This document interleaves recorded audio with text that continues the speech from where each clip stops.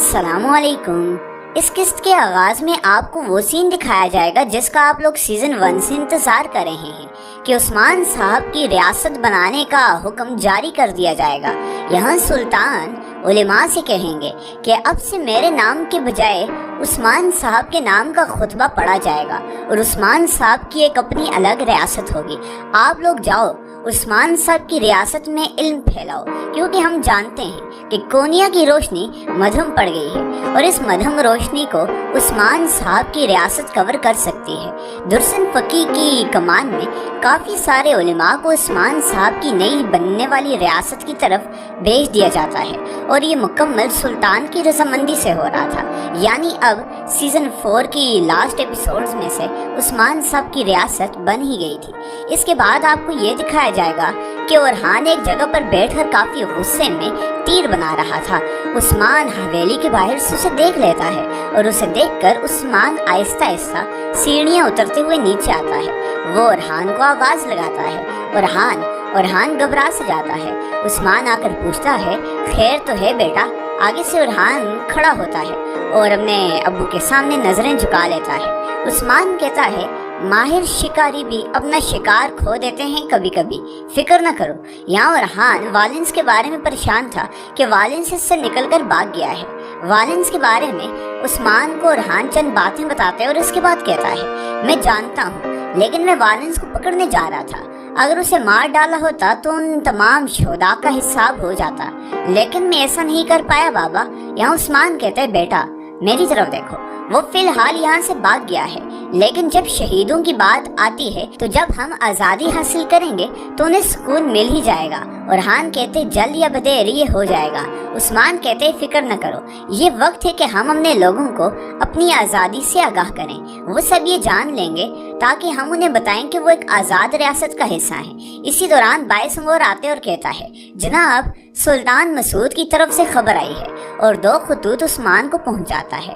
उस्मान वो दोनों खोलता है और खोलकर जब पढ़ता है तो उसके अंदर दरअसल उस्मान साहब की अपनी रियासत का हुक्म था। उस्मान साहब मुस्कुराकर कहते हैं, माशाल्लाह माशाल्लाह सुल्तान मसूद जीते रहे। उस्मान मुस्कुराता है। ओरहान के पूछने पर कि क्या हुआ बाबा, उस्मान उसे कहता है, बेटा हमें खुशखबरी मिली है, बहुत अच्छी खबर मिली है। अब हमारे पास वो खबर है जिसका हम इंतज़ार कर रहे थे काफ़ी अरसे से। फिर उस्मान काफ़ी सीरियस हो जाता है। इसके बाद बूरसा सराय का मंजर दिखाया जाता है, जिधर कमांडर टेटुस को कमांडर लियो कहता है, जल्दी में क्यों हो, क्या कर रहे हो? आगे से ये कहता है, मैं टेकफुर वालिंस के लिए अहम खबर लेकर आया हूँ। लियो कहता है, ये क्या खबर है? तो अगला कमांडर कहता है, कोनिया से जासूसों ने खबर भेजी है, उलमा के गिरोह उस्मान से मिलने के लिए जाने की तैयारी कर रहा है। लियो कहता है, वो कभी नहीं पहुंच पाएंगे, फौजियों को तैयार करो। हुजूम तैयार मत करना, चंद माहिर लोगों को तैयार करो, हम उन्हें ख़त्म कर देंगे। टेटुस कहता है कि हम टेकफुर को इस बारे में आगाह नहीं करेंगे। लियो कहता है, नहीं, हमें उन्हें खून में गर्क करने के लिए एक बड़ी फौज और टेकफुर की ज़रूरत नहीं है, चलो। और इसके बाद ये लोग यहाँ से निकल जाते हैं। इसके बाद दुर्सन फ़कीह को दिखाया जाता है, जो कि उलमा और सल्जूकी सिपाहियों को अपने साथ लेकर आ रहे थे। ये यहाँ सबके साथ गपशप भी लगा रहे थे। वो खुशगमियों में कहते हैं कि हमारा रास्ता मुश्किल है लेकिन काफ़ी खूबसूरत है। हम एक लफ्ज़ सिखाएंगे और जो लफ्ज़ सिखाएंगे वो मिलकर जुमला बनाएंगे। सरहदें इल्म का गढ़ होंगी। वो शमा जो हमने कोनिया में रोशन की थी उस्मान साहब की सरदारी को मजबूत करेगी इंशाल्लाह। यहाँ सब लोग काफ़ी ज़्यादा खुश थे। सल्जूकी सिपाही इनकी हिफाजत के लिए इनके पीछे पीछे आ रहे थे और अब यहाँ लियो लोग भी हमला आवर होने वाले थे। इसके बाद दिखाया जाता है कि यहाँ कराइबे उस्मान साहब के सिपाहियों को रोक लेती है। कराइबे आकर कहती है, उस्मान साहब के बहादुरों, माशाल्लाह लगता है आप किसी भी काफिर को जिंदा नहीं छोड़ेंगे। क्या तुमने अभी तक उन सबको दफन कर दिया है? बोरान कहता है, जीती रहे फरिश्ता अम्मा।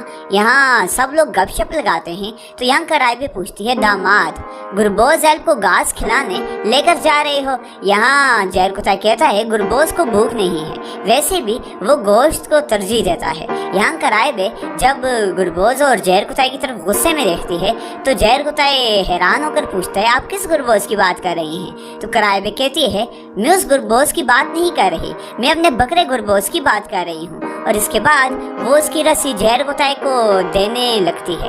جہر کتائے کہتا ہے وہ بکری جس نے میرا پھول کھا لیا تھا، اور یہ کافی غصے میں کہتے ہیں اماں میں ابھی ایک جنگ سے واپس آیا ہوں۔ کرائبی کہتی ہے سپاہی تم دیکھ رہے ہو یہ کیا کہہ رہے، یہ مجھے اماں کہتا ہے لیکن میری بات نہیں مانتا، ہر دفعہ ایسا کرتا ہے، آپ کو پرواہ ہی نہیں ہے، میں ایک بوڑھی عورت ہوں جس کی کمر دکھ رہی ہے۔ بوران کہتے جہر کتائے لگتا ہے وہ تھک گئی ہے، اسی لیے ان سے بکرا لے لو اور اسے جا کر گھاس کھلاؤ۔ یہاں جہر کتائے کو گربوز بھی کہتا ہے تم واقعی پرواہ نہیں کرتے۔ پھر اس کے بعد گربوز کرائبی سے کہتا ہے وہ کھلائے گا، یقیناً کھلائے گا۔ اور اس کے بعد گربوز اپنے بکرے گربوز کی رسی پکڑتا ہے اور جہر کتائے کے ہاتھ میں لے کر کہتا ہے تم نے اس کا نام میرے نام پر رکھا تھا، اب لے کر جاؤ اور اسے گھاس بھی کھلاؤ۔ کرائبی کہتی ہے شاباش بیٹا جاؤ، اس کا اچھا خیال رکھنا۔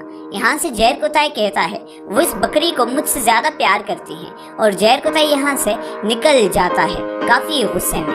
اس کے بعد دکھایا جاتا ہے کہ یہاں ہی 2 اور سپاہی آ جاتے ہیں جو کہ بکری لے کر گھاس چرانے کے لیے لے کر جا رہے تھے۔ یہاں جہر کتائے پوچھتا ہے یہ بکریاں کس کی ہیں؟ جہر کتائے کو آگے جواب ملتا ہے عثمان صاحب کی۔ جہر کتائے کہتے ہیں بہت خوب، اسے بھی پکڑیں اور اسے بھی ساتھ لے کر جائیں۔ اور جہر کتائے ان کی ڈیوٹی لگا لیتا ہے کہ وہ بکرے کو لے جا کر گھاس کھلائیں، اور اس کے بعد جہر کتائے یہاں سے بھاگ جاتا ہے۔ سپاہی پیچھے کافی زیادہ حیران تھے، ان میں سے ایک کہتا ہے لیکن انہوں نے صرف 2 بکریوں کے گوشت کو کہا ہے۔ یہاں یہ کہتا ہے میں بھی یہی سوچ رہا ہوں بھائی، دراصل یہ لوگ قربانی کے لیے لے کر جا رہے تھے اور یہ گربوز کو بھی اپنے ساتھ ہی لے کر چلے جاتے ہیں، اور جہر کتائے نے ان سے نہیں پوچھا تھا کہ یہ لوگ چرانے لے کر جا رہے ہیں۔ اس کے بعد آپ کو شہنشاہ کا منظر دکھایا جائے گا جس کے پیچھے یہاں حسین اور بایندر کھڑے ہوئے تھے۔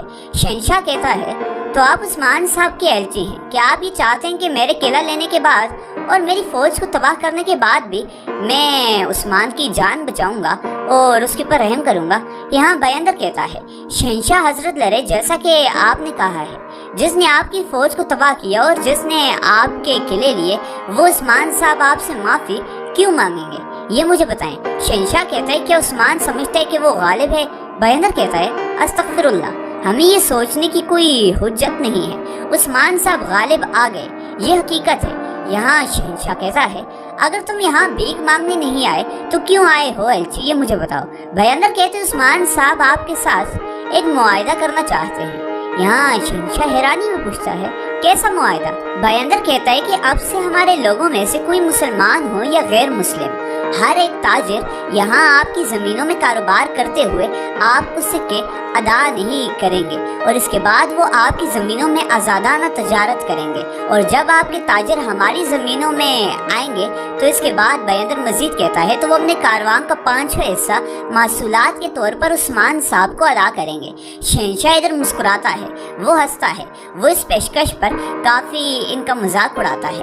وہ کہتا ہے یہ عثمان کے الفاظ ہیں۔ بایندر آگے سے منہ ہلاتا ہے۔ شہنشاہ کہتا ہے اس چرواہے کے الفاظ دیکھو۔ یہاں بایندر کہتا ہے شہنشاہ آندرونیکوس، آپ اس وقت چرواہے عثمان کی بات نہیں کر رہے بلکہ عالی سلجوق کے سرحدی سردار عثمان صاحب کے ایلچی سے بات کر رہے ہیں۔ یہ بات یاد رکھیں، آپ مجھ سے بات کر رہے ہیں اور آپ کو سوچ سمجھ کے بات کرنی چاہیے۔ اپنی زمینوں کا واحد مالک آزاد عثمان صاحب ہے۔ یہاں شہنشاہ کافی غصے میں آ جاتا ہے۔ بایندر اس سے بھی زیادہ غصے میں آ گیا تھا۔ بایندر کہتے ہیں آپ یہ جان لیں کہ آپ کس سے مخاطب ہیں، اس کے بعد اپنے الفاظ کا چناؤ کریں۔ اسی دوران سب سپاہی بایندر اور حسین کے گلوں پر تلواریں رکھ لیتے ہیں اور بایندر غصے میں کانپنے لگ جاتا ہے۔ اس کے بعد بوران کو دکھایا جاتا ہے جو کہ حویلی سے باہر نکلتا ہے اور کہتا ہے دستور عثمان صاحب آ رہے ہیں۔ یہاں سب لوگ نیچے حویلی کے باہر جمع ہوئے تھے۔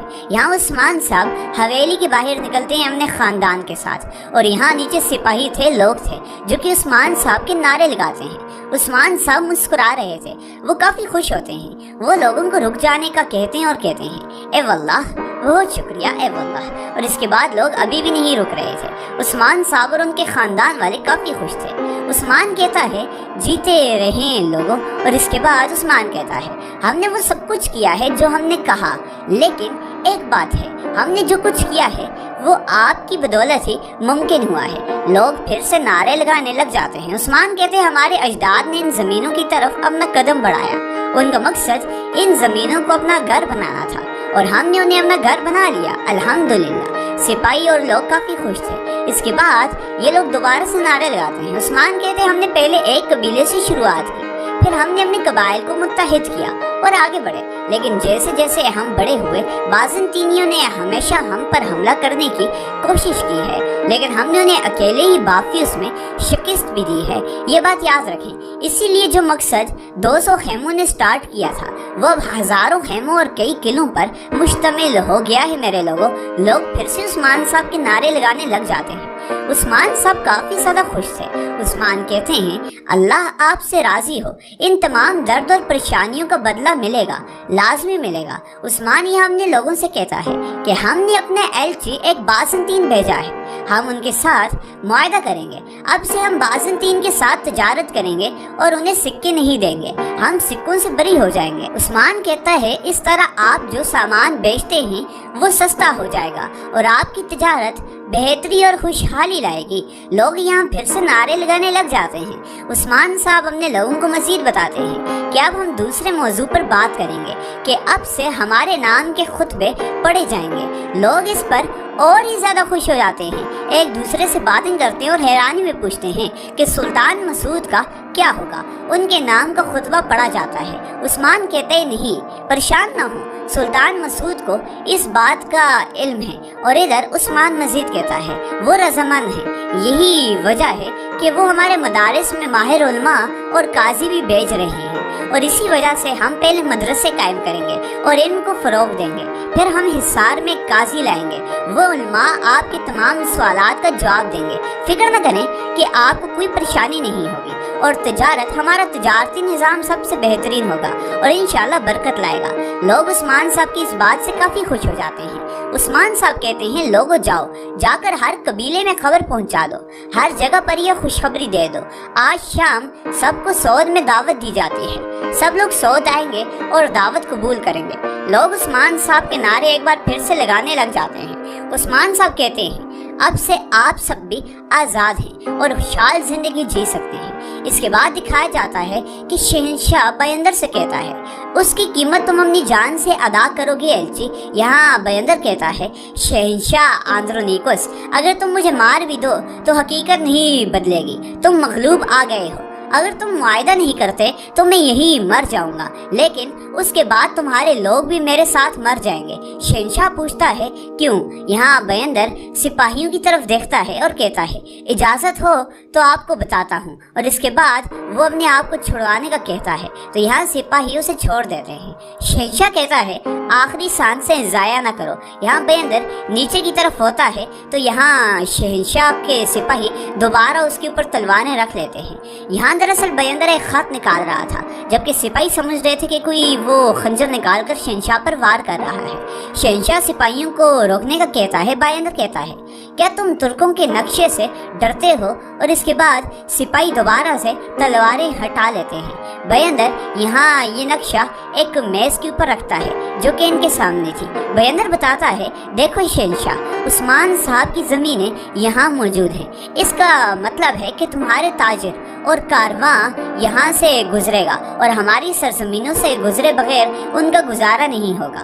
तुम्हारी गंदम की तजारत हमारे इख्तियार में है। ये बात भी याद रखना, मैं गंदम की बात कर रहा हूँ, मैं रोटी और खाने की बात कर रहा हूँ। तुम्हारे गोदाम खाली हैं, मैं ये जानता हूँ। मशरिक से काफले ना आए तो तुम्हारे लोग भूखे मर जाएंगे, उनके ऊपर कहत तारी हो जाएगा तो तुम कहोगे कि हम बहरी जहाज इस्तेमाल में लाएंगे। चलो फिर भी देख लो। फिर बयंदर दूसरी तरफ इशारा करके कहता है कि हम कराची बे के जरिए उन्हें भी रोकने वाले हैं। अब शहंशाह तुम जान लो कि कोई मुआयदा नहीं करते तो मैं यहाँ से वापस चला जाता हूँ, तुम्हें जुजिया देना होगा और तुम तजारत जारी रख सकोगे। लेकिन अगर तुम मुझे मारने पर इसरार करोगे, यकीन करो कि मैं अपने आप को कुर्बान करूंगा अपने लोगों के लिए। अगर तुम मुझे मारना चाहते हो तो जनाबे अल्लाह की कसम तुम्हारा कोई काफिला कुस्तुन दुनिया नहीं पहुंच पाएगा। बयंदर के गुस्से और एटीट्यूड की इधर कोई मिसाल नहीं थी। शहंशाह उसके सामने बेबस था। बयंदर का गुस्सा अपने जोशो खरोश से जारी था, पीक पर था। शहंशाह कुछ सोचने लग जाता है। वो कहता है 10 में से 2 हिस्से नहीं, 10 में से 1 हिस्सा। बयंदर कहते हैं नहीं माज़ अल्लाह, इस तरह नहीं होने वाला। उस्मान साहब इस पर समझौता नहीं करेंगे, वो तुम्हारी बात को कभी कबूल नहीं करेंगे। भयंदर इधर इस काम के लिए कितना मौजूद था। उस्मान साहब ने बेहतरीन फैसला किया था। यहाँ भयंदर अपने सर के ऊपर से टोपी हटाता है और कहता है, वरना अगर तुम ये बात नहीं मानते तो मेरा सर हाजिर है। वो अपना गंजा सर शहंशाह को दिखाता है और गंजे कातिल की तरह शहंशाह के सामने खड़ा हो गया था। मजाक कर रहा हूँ। भयंदर कहता है, तुम्हारे लोगों के बदले ये रहा इस आजिज का सर, काट लो इसी वक्त। वो शहंशाह के सामने अपना सर नीचे झुका लेता है। शहंशाह नक्शे की तरफ देखने लग जाता है। भयंदर इधर कांप रहा था। शहंशाह दूसरी जानिब जाता है और कहता है, कातिब को बुलाओ। भयंदर कहता है, अल्हम्दुलिल्लाह। और यहाँ हुसैन कहता है, अल्लाह का शुक्र है जनाब। भयंदर काफ़ी खुश हो जाता है कि उसका मंसूबा काम कर गया है। भयंदर टोपी अपने सर पर रखता है। शहंशाह भयंदर की तरफ देखता है तो भयंदर दूसरी जानिब मुड़ जाता है। इधर हो जाता है हमारी आज की इस एपिसोड का इख्तिताम। आपसे मुलाकात करते हैं नई वीडियो के साथ। इजाज़त दे दें। अल्लाह हाफिज़।